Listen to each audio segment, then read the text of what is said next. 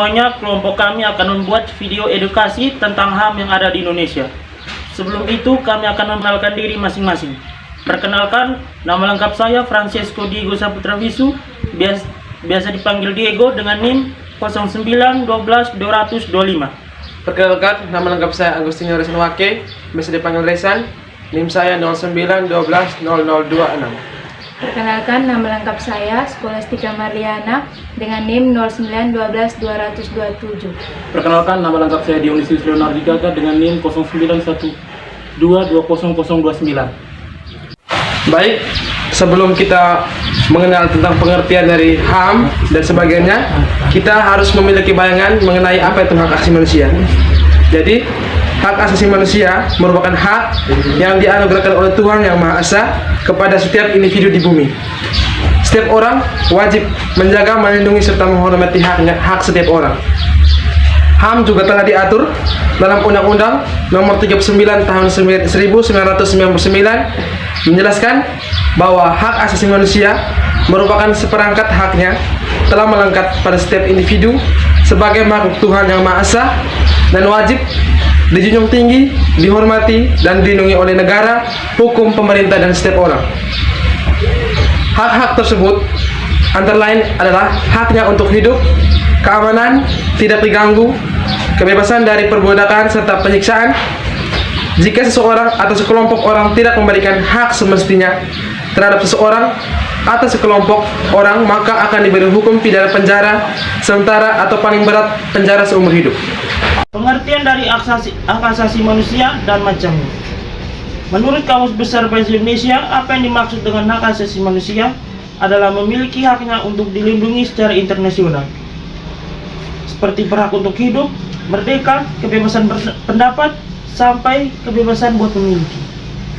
HAM telah didapatkan sejak ia lahir dan tidak dapat diambil atau dirampas oleh siapa saja karena telah dilindungi oleh PBB dan dalam deklarasi PBB tanpa memandang ras, suku, bangsa, agama, dan status sosial. Macam-macam hak asasi manusia. Yang pertama, personal rights. Personal rights adalah setiap orang memiliki kebebasan untuk berpendapat, bebas untuk memeluk agama apapun, dibebaskan untuk beribadah menurut keyakinannya masing-masing. Yang kedua, property rights.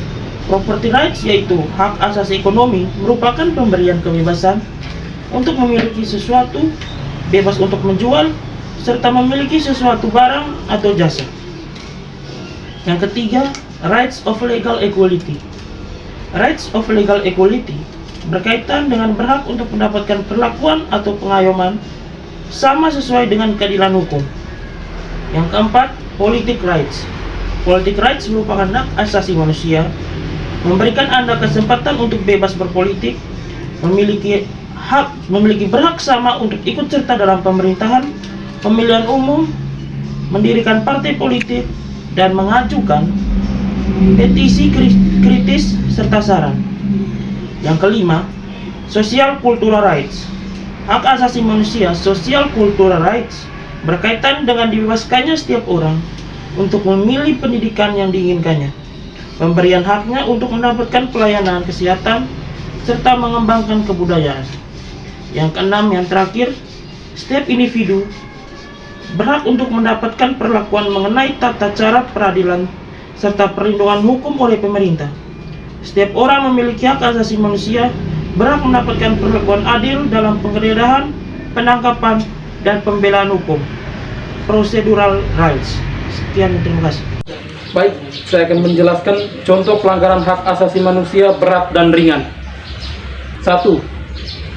Kerusuhan Tanjung Priok tahun 1984. Contoh kasus pelanggaran hak asasi manusia. Yang pertama terjadi pada tanggal 12 September tahun 1984. Korban tercatat pada peristiwa tersebut antara lain 24 orang tewas, 26 orang luka berat, dan 19 orang lainnya luka ringan. Saat itu, majelis hakim menyatakan 14 terdakwa dinyatakan bebas atas kasus ini. Yang kedua, penembakan mahasiswa Trisakti tahun 1998. Peristiwa ini juga dikenal dengan nama tragedi Trisakti yang terjadi pada tanggal 12 Mei 1998 terhadap mahasiswa sedang melakukan demonstrasi guna menuntut Presiden Soeharto turun dari jabatannya sebagai presiden. Dari kejadian tragedi Trisakti tersebut, terdapat 4 mahasiswa Trisakti tewas serta puluhan orang mengalami luka berat dan ringan. Mahkamah militer melakukan sidang terhadap beberapa terdakwa yang diduga telah menyebabkan adanya korban jiwa.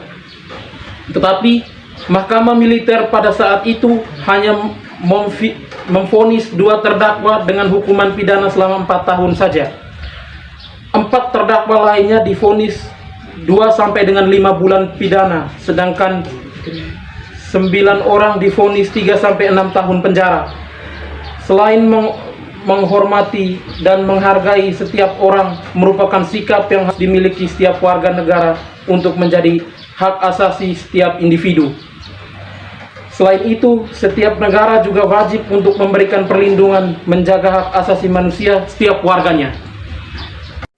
Meskipun adanya aturan untuk para pelanggaran HAM yang sudah ditetapkan oleh undang-undang, menurut pendapat kelompok kami, dalam perspektif hak asasi manusia di Indonesia, pemerintah sampai detik ini masih sangat perlu memberikan sosialisasi dan video edukasi terhadap para aparatur negara maupun warga sipil mengenai pentingnya menjunjung tinggi hak asasi manusia melalui berbagai media yang ada saat ini.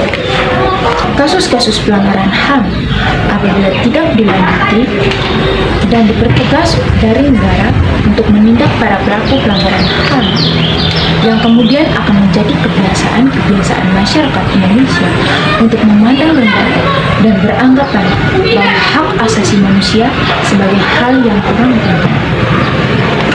Sekian dari kelompok kami. Terima kasih.